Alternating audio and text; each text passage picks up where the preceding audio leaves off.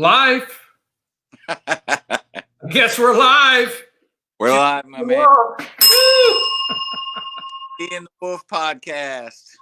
Yeah, Jimi D and the Wolf podcast. We are using new technology this time.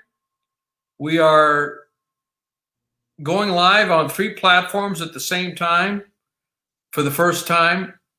Not the ones we wanted to go on, but wanted to go on Instagram and YouTube, but we're going on Twitch, and I'm not even sure what the other platform is. We've been doing Facebook Live for a while. Well, yeah, we're on Facebook. We better be on Facebook. How many of these have we done, Tim? This is our 43rd. Oh, and this is number 43. Nice. It's hard to believe.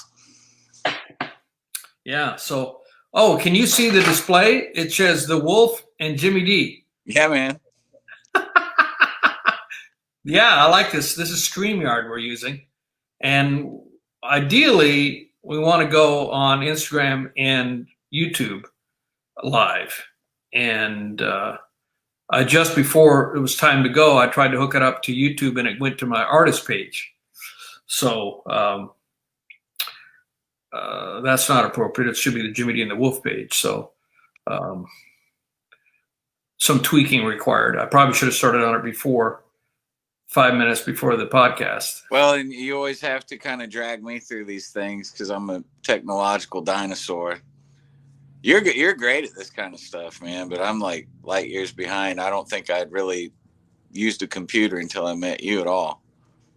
Really? Yeah. Wow. I loaned you my computer about a year ago. Mm-hmm. So I'm about a year in on being current with technology and whatnot. I was kind of the last generation that made it all the way through school without ever having to touch a computer. And it's funny because I remember having an option to take a typing class, computers, and I was like, I'm never going to need that. In like 94, before it all happened, before it really boomed, I thought I'm not going to need that. And I still, to this day, all these years later, when I type, I hunt and peck, man, it's one finger typing and the whole bit. It's unreal how fast it's all happened. Yeah. How have you picked it up so fast? Just being trial by fire, my man. Have you had any help from your family members? I've had a lot of help from you.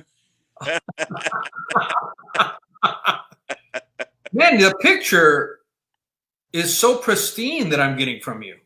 Good. Well, I'm using my iPhone, and I usually use the laptop.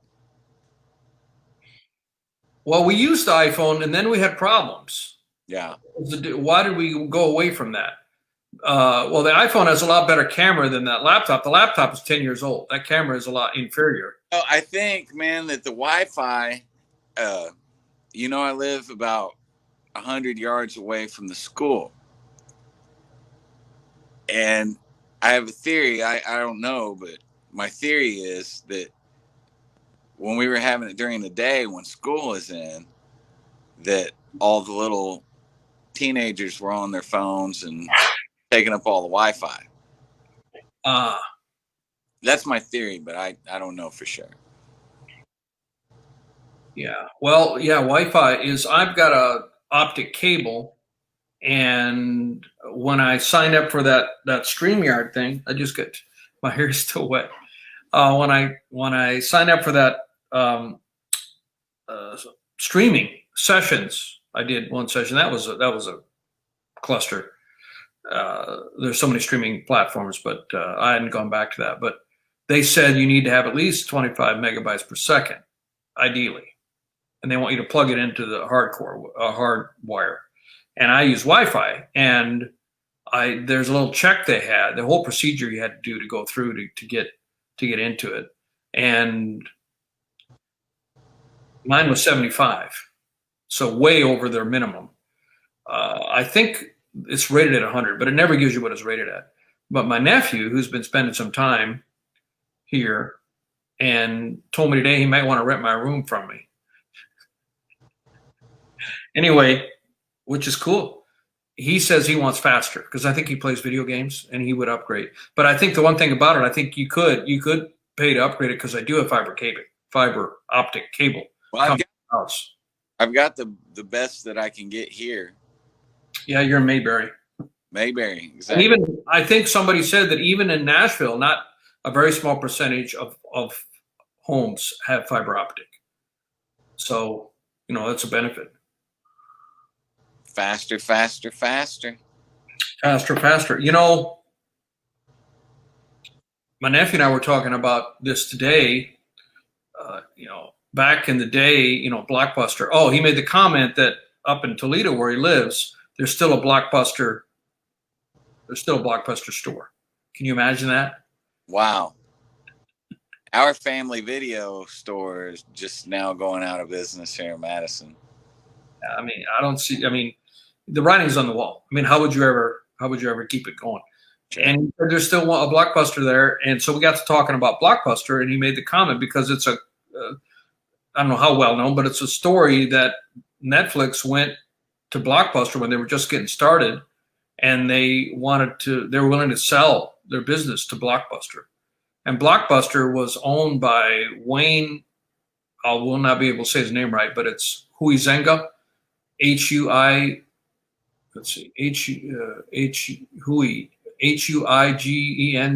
or something like that. And he's touted as being a great entrepreneur. I mean, he had started Waste Management. I think he also had some sports. Didn't he? He had a race car or doing something with that. And he also had Blockbuster, but he was an idiot about Blockbuster because they laughed Netflix out of the boardroom. I mean, they embarrassed them. They went home with their tail between their legs. Netflix did. And now, of course, 15 years later or 18, I don't know exact year when that was, but it was early aughts, so maybe 2002 to 2005.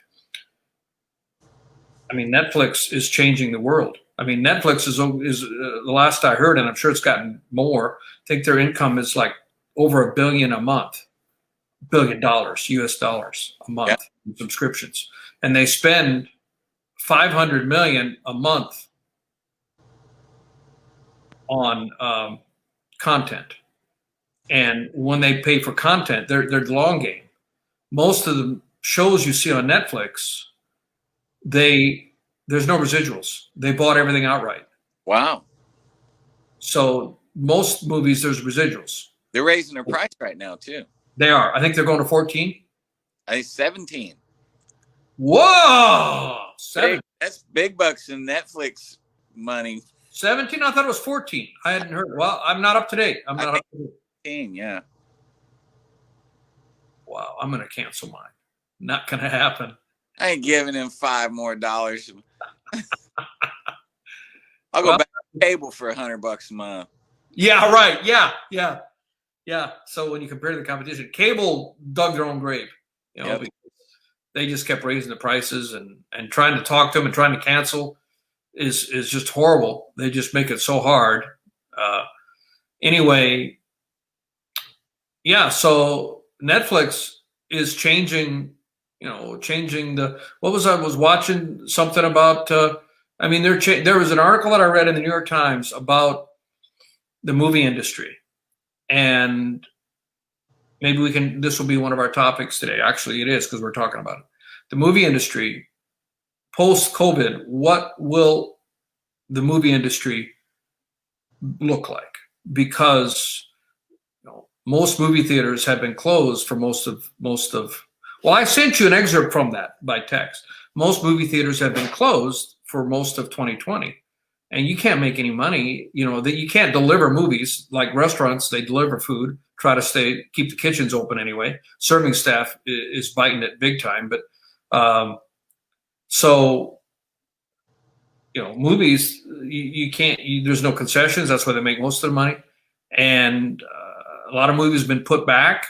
And the replacement has been streaming. So a lot of people are talking about now that people have gotten used to doing everything at home, like office buildings. If you're in real estate and you have office buildings, you're probably in trouble because companies realized, hey, we don't need all these expensive office buildings. We can do it from home. There's going to be some coming back to work, but you can't do everything from home, but not to the extent that they have. And so, and there's other things that have been changed. And so people are gotten used to streaming movies at home.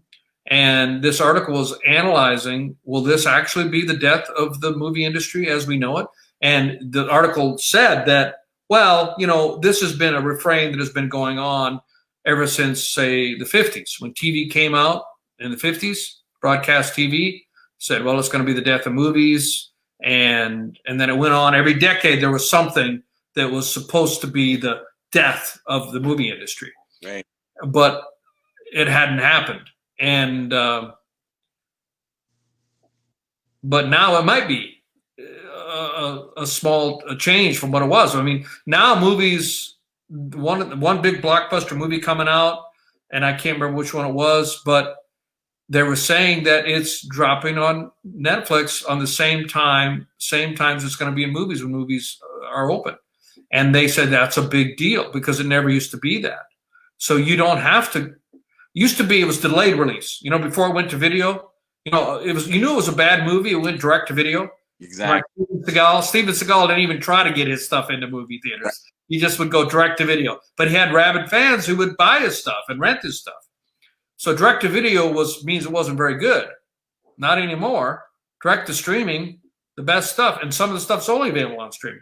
Like, my favorite, the old Italian guys, De Niro and Pacino and Pesci, they were in The Irishman, and I think that was only on Netflix. I don't think that was even in the theaters, wasn't it? Wasn't that? Did you see it? Yeah, it was Netflix. I don't think that even made it to the theaters. I don't think you could see it in the theaters. So I knew it was changing. Yeah. So where'd you go? I'm here. Can you not see me? I couldn't see you for a minute. You're back. When I knew it was changing, when the last Star Wars movie came out, I watched it on streaming, like right when it came out. And that's when it hit me that it was all changing. It's all accessibility. It used to be a huge deal before, where there were only X amount of movies coming out. So they could pump it up, and you were sitting around waiting. And now there's just this endless sea of film to watch on Netflix. I usually just go by the ratings, go through and see what the closest match for me is. But there's a never-ending stream of content all of a sudden. And it's very much like music, as you know. Now it's like they've opened Pandora's box, and you can't pump up a film and keep people's attention towards that film for 6 months, unless it's something that was already super established, like unless it's another Star Wars film or a Harry Potter film or something to that effect. But it's all accessibility. It's just all so much more readily available to us now. Yeah, accessible, and people are. I'll remember when when I first moved to Nashville and I went to NSAI, and you have mentoring sessions, and I went to this mentoring session with this guy who'd been around the horn a long time. He was in his 70s, late 70s. His name has initials to it, and I can't remember his name exactly, but he was listening to some of my songs, made some comments, and then he talked about having to get to the chorus right away. I mean, now they're saying get to the chorus within 30 seconds. People don't want to wait. And he gave the example of this guy's, in his 70s, and he used this example to kind of flex a little bit. And he said, my wife, and she's 33, she microwaving for a minute is too slow for her. And did I say she's 33? This generation, like 33 years old, like my wife. He must have mentioned it like 3 times. I'm a 70-year-old guy, and I'm married. My wife is a millennial. But the point was, everybody, even a minute rice is too long now. We all expect instantaneous. Well, my wife is 40, and she does this little thing. My wife is 40. Did I say? Right. She stops the microwave with 1 second left every time she uses it. Because she can't wait for that second? Can't make it past that last second. Can't do it, man. Seriously. It's a thing. We've went back and forth on it for many years now. Well, we all have our idiosyncrasies, I guess. Absolutely.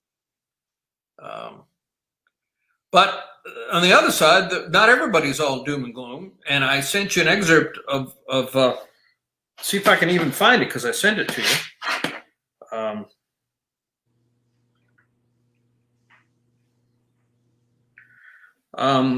They're saying that when movies do open,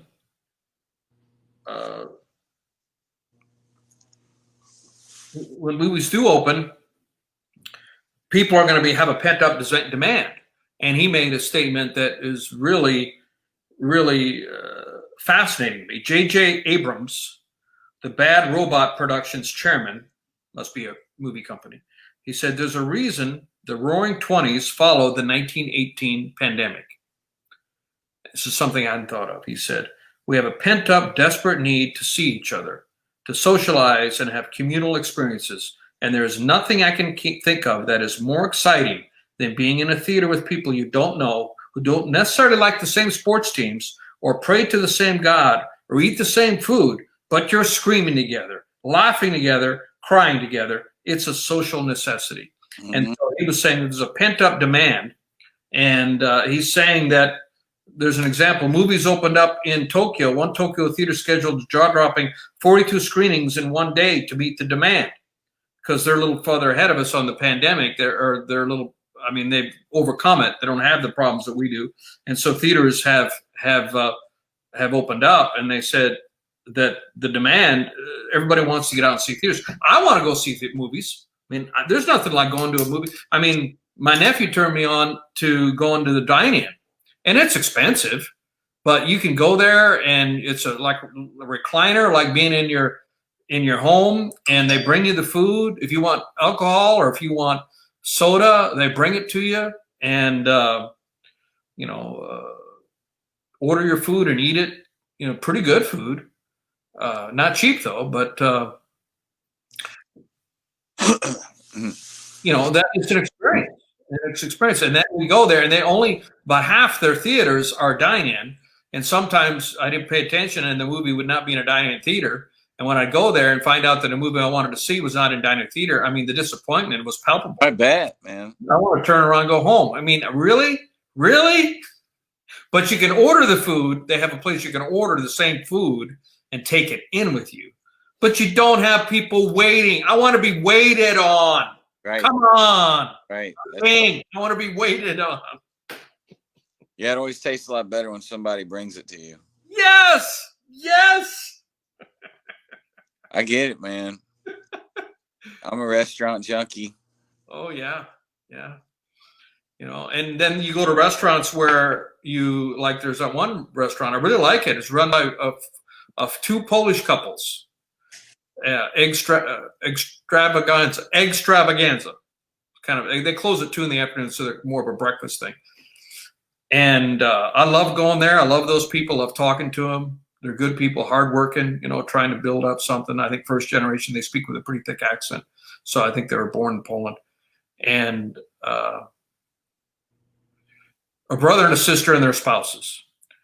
But you walk in and you have to pay first, and then they bring you the food. It's not quite as nice as sitting down and someone said, "May I take your order?" Right. Like I'm having to do some of the work here. Right.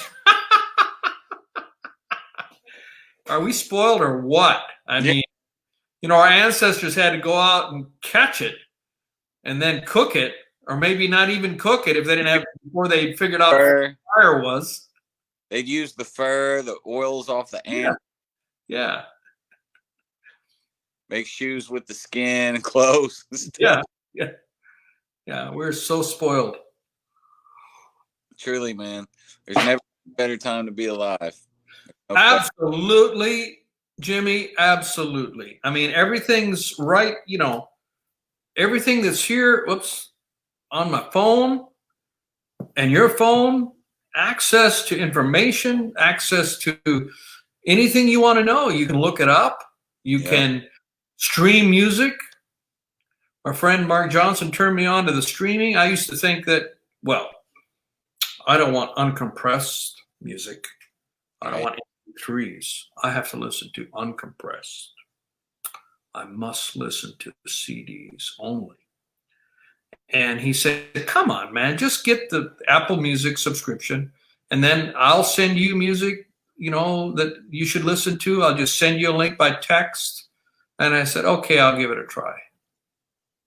I ain't never going back, man. Never.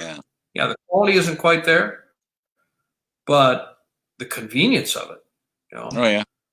I read Billboard, and some new artists came out. I want to check them out. I don't have to order or go to back in the day, you'd have to go to the store and buy the CD. And hope it was there. And I don't have to now. And hope it was there. Hope it wasn't sold out. And now, I want to check them out. Pull up Apple Music. Boom, there it is. I'm Apple Music. I don't subscribe to Spotify. And you can do Spotify for free, but Apple Music pays songwriters and artists more, almost double what Spotify does. So I like patronizing Apple Music. I think they're better for artists. And all my stuff is Apple. My iPhone, my iPad, my iMac. I'm kind of an Apple person, so I like Apple. It's all integrated. And now they've got a new package that's coming out, or maybe it's already available, where everything is grouped together. And the article that I read said, even iCloud storage. The article that I read said that the big winner there is you get more storage because, it's going to everything being on the cloud. And I use iCloud storage. And, as you do videos, that stuff has to get stored somewhere. More and more videos. Takes a lot of space. And, so somewhere in a desert somewhere, they keep building more server farms, I guess, storage farms. Imagine the energy going into that. Oh, yeah. All those storage devices. I think there's some they're usually in the desert. I think there's some in Colorado, all different places. But you probably want to have a place where electricity is cheaper. Kind of worries me, though, putting it on the web. What if somebody hacks it? But I've kind of given up on that worry. Whoops, you're gone now. Oh, there you are. So yeah, the Apple has a package, and it's Apple News, and I don't know what all else comes. I don't think they have any kind of streaming service. What's that? Something just happened. Something just happened? Yeah, it sounds like it did when we started. Oh boy. Again. I don't know, buddy.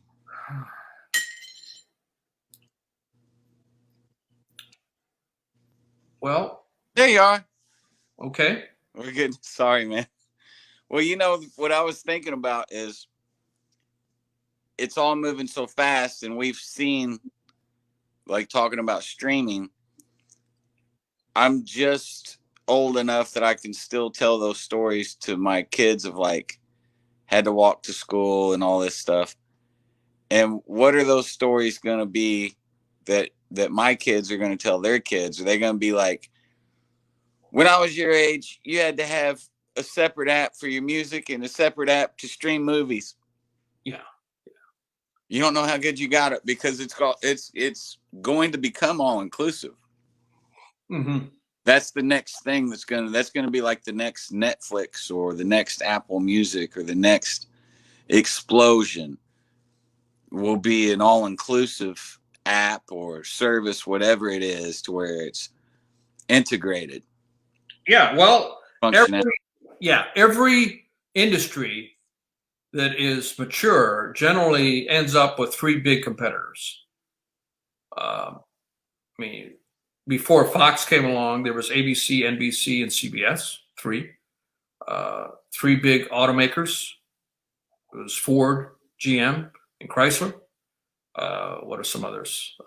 So basically, you usually have three main competitors, and in the streaming, and it's all chopped up. Or even, okay, TV shows, and I complain about this. Okay, I want to watch that show. I want to watch Breaking Bad. I still haven't seen the last season. Not Breaking Bad. Better Call Saul. Me too. Because it's on a channel I don't have. Yeah. And I'm not going to have every channel. I'm not going to get Disney and Hulu and I don't know what all there are. I mean, there's a limit. You know, I don't want to spend all my time watching TV any day anyway. I mean, I want to limit my TV watching because it's not productive. Although when I watch music documentaries, I consider that as productive time. I record on my recording because I do learn a lot. I mean, I watch the Shawn Mendes one, which we can come back to, but so it's very fragmented now because it's early. But as it matures, there's gonna be consolidation, and there's going to be maybe not 3 necessarily, but it'll move in that direction towards about 3 big players, and the music might be combined with it. You know, they're saying that Spotify may go into Spotify's the big dog in music streaming, and they may go into actual videos or moving pictures. You know, Joe Rogan. I still haven't figured out what they're doing. Where can you watch Joe Rogan stuff now that he's exclusively on there? I don't watch him normally, but it's more than just the audio podcast. He also did all his stuff on YouTube, and I'm assuming that it's not available anymore. A guy would have to research that, but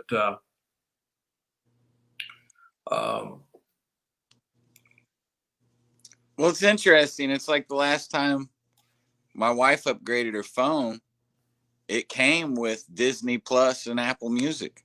Okay. It was part of the deal. So it's already kind of moving that direction to where they're conglomerating, if that is a word, you know, different factions. And now, isn't Amazon got a dog in that fight? Amazon, I think definitely. Well, Twitch is owned by Amazon, and we're streaming on Twitch right now. Hello, viewers from Twitch, if we have any right now. This is our first time. This is Jimi D and the Wolf playing through the Changes of Life podcast. So, and they've got the music streaming and the movie. You know, Amazon Prime has the movies. You know, they're putting out their own content and TV shows, and so they're going to be one of the players. They're not going anywhere. I mean, I've seen some numbers. How much money you'd have to earn a day, and how many years you would have to earn it to make what Jeff Bezos makes in a year. I mean, it's just where he's at in the money that he makes and the value of his company. And Amazon has only exploded because of everybody's ordering online now. I think they're up 33% profits. I mean, they're just exploding, hiring more people, 250,000 people, I think I read. So they're the biggest dog there is. And where they want to go, you better not discount them. And they definitely are, you know, they're definitely in music streaming. And now, as a music artist, you get on, I haven't done it yet, but you get on your Amazon page and you can connect. They want you to connect a Twitch account to it.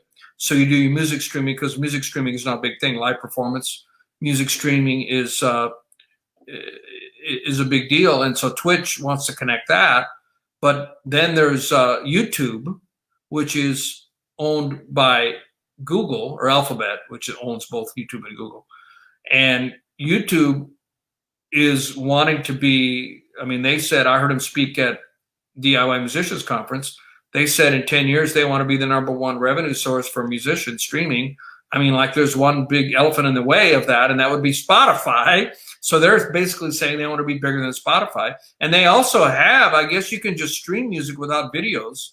I'm not 100% sure how that works yet, but YouTube has a streaming site other than just with a video. I didn't know that. I'll have to research that. I'm pretty sure that they have. You can buy a subscription.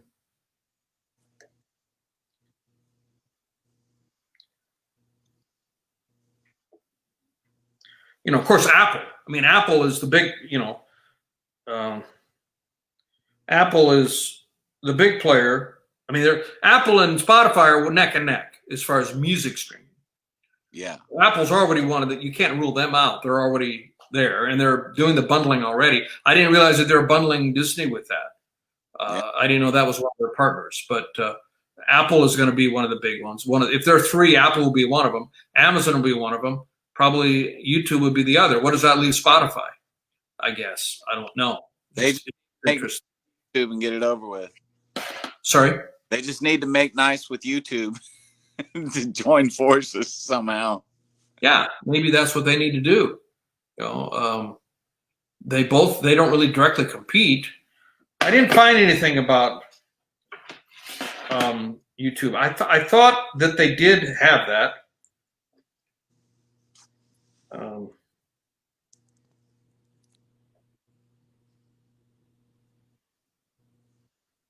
YouTube music streaming. Yeah, YouTube music. Download YouTube music and enjoy it on your iPhone, iPad. Yeah, there is a YouTube music. So it's like Apple Music. Yes, all three of them already have their own streaming thing. Okay, here we go. YouTube Music, well, this is a 2018 article, has launched in the UK. This must be a UK article, rivaling alternative music streaming services like Apple Music and Spotify. The new app from YouTube has become popular for its improved search options and music video streaming. So, YouTube Music is a thing. I was not mistaken. I am right.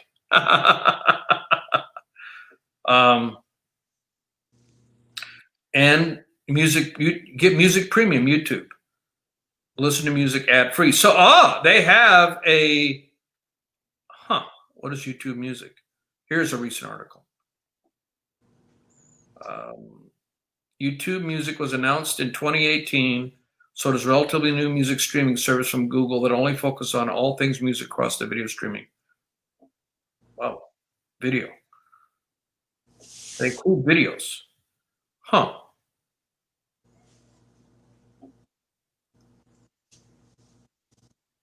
Can you watch it without a video, I wonder? Are they prioritizing live streams over all the other stuff?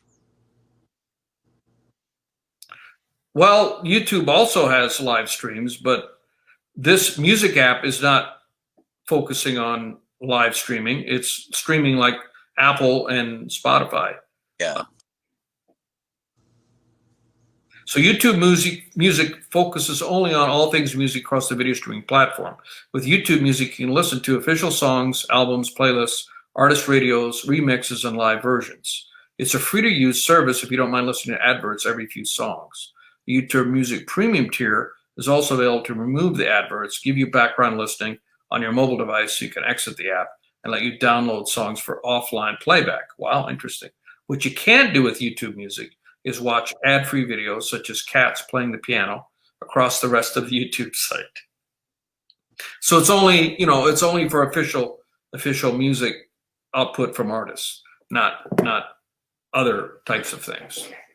So even I suppose Wayne Apodaca, who has now become famous and rich, who did the Dreams. Oh yeah, on TikTok, that would be included. What was the guy drinking? Ocean Spray cranberry juice, but it was a cran and another flavor in it. And if you don't, just repeat the story. Most people are familiar with it. He was living in an RV, didn't have running water, and or a camper, I guess. And his truck broke down, had 250,000 miles on it, 2 miles from work. And so he gets out a skateboard and he coolly starts to skate to work. And he pulls out his phone and decides to make a video. And he plays Fleetwood Mac streaming while he's skateboarding to work, 2 miles. And he's so chill in that video. He's just like, you would never believe that his truck just broke down and he's almost late for work. He's just streaming down, and he posts it at lunchtime that day. He worked at a potato warehouse in Idaho, and the thing went bonkers. 45 million, 50 million, maybe 100 million by now. And Ocean Spray gave him a free pickup, the color of cranberry, loaded with juice, and he's got agents now, and he made enough money to buy a house from his promotions, and I mean, it radically changed his life. One video radically. And the moral of the story is, it's not about what happens, it's about how you react to it. Yeah, exactly. You know, a guy having the worst day ever, and he's all chill in the video and smiling, and you know, he was lighthearted about it, and it changed his entire life. Absolutely. In fact, there's a video you can watch. There's a video where he's they set up for him to, apparently his girlfriend, or there was a woman there, presumably his girlfriend, wife. He has 2 kids, and knock on the door and have him come out. And he says, "What's going on?" And there's Ocean Spray with the pickup and color of cranberry juice, and they're giving him the pickup, and they were shooting it, and he was just shocked. You know, he didn't expect that, and loaded up with cranberry juice, of course, bottles of cranberry juice in the back. Yeah, I guess some rap artists wanted to work with him, and just radically just changed his life and changed Fleetwood Mac's life. Fleetwood Mac, that song came out in 1977 or 8 or 7, no, 76. Sorry, 76. That song, their album came out in 1976. So that is 44 years ago. And that song hadn't been on the chart in decades. It is now back on the charts, and the album is back on the charts. And in fact, I think the album made it to the top 10 of the Billboard 200. I mean, that is amazing. And a 44-year-old album gets put back on the charts. Because of TikTok. Because of TikTok. And yeah, the power of social media. And you couldn't have even planned that. You know, people are desperate to try to make viral videos, and you can't do it. I mean, you can't. I suppose. Right. There's no formula. If there was, they would already. Right. Would have already inundated us with them. I mean, if you looked at it, I mean, he's a middle-aged guy. I mean, he's average looking. I mean, I'm not into guys, so I don't know. But I mean, he's not he's not a model type. You know, he's a family man. He's a dad, works at a warehouse, and nothing really special other than just that intangible that he had, and the way he put that video together. And then, of course, the music, Fleetwood Mac, being as great as it was. I mean, it's still great music, even 44 years later. That was an amazing album that did amazing. It was like the album for about a decade there. It just broke all the records. Yeah. That was an absolutely amazing. I mean, Fleetwood Mac was on top of the music world for about 10 years, and then they disintegrated because infighting and affairs back and forth between each other. And but that song, not just that song, but the sound, and it was very well mixed. The production is amazing. I don't know who the engineer was on it, but very well produced. Everything about it stands up 44 years later. Sure. Yeah, it still sounds great. Still sounds great. Stevie Nicks has a dream. I mean, it's appropriate. Her voice is like a dream. I mean, she has an amazing voice, even 44 years later. And there's been so many knockoff videos. I think the article I said this was about a month ago. There was 125,000 knockoff videos. People trying to do the same thing with dreams as a. You can on TikTok you can choose a song to either dance to or to put in a background to your video, and Fleetwood Mac does get paid some for that. So Fleetwood Mac's had a huge income stream from that. So they're probably wondering what in the hell happened. They probably didn't know what TikTok was when it all blew up. Well, Mick Fleetwood, probably not. I mean, Mick Fleetwood is. got to be at least 75, I think, in his 70s anyway, and giant of a man. Was like 6'8" or something, very big man. He must have a special drum kit because he's bigger than the average drummer. Right.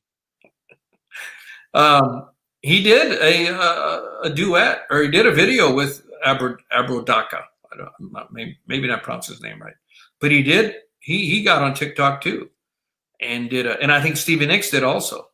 So they're getting into the act. I mean, they're still playing shows, although they threw Lindsey Buckingham out finally a couple years ago. Threw him out, and which is sad, unfortunately. I mean, bands can't get along. I mean, he and Stevie Nicks had such a bad history. They were boyfriend and girlfriend when they joined. Peter Green left because he went crazy, and they needed a guitar player, and so Lindsey Buckingham was the one they chose.